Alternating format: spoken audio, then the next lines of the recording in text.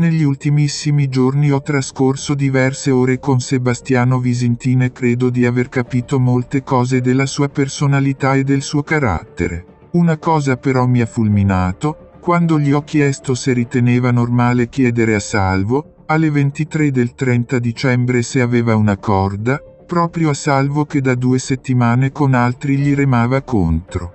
Sebastiano si è girato verso di me con una espressione incredula, come si fosse in quel momento svegliato dal sonno, e ha esclamato: "Non me ne ero reso conto".